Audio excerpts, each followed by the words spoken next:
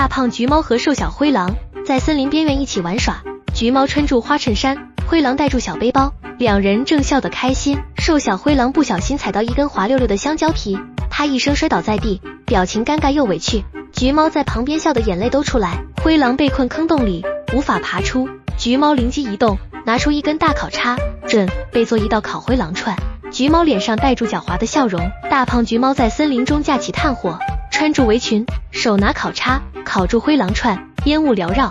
橘猫一边舔嘴唇一边看住烤串，表情贪吃又得意。橘猫邀请森林里的狮子、老虎、狐狸等大哥们来吃烤灰狼串，大家围坐在篝火旁，开心大快朵颐。橘猫笑得满脸幸福，画面热闹又荒唐。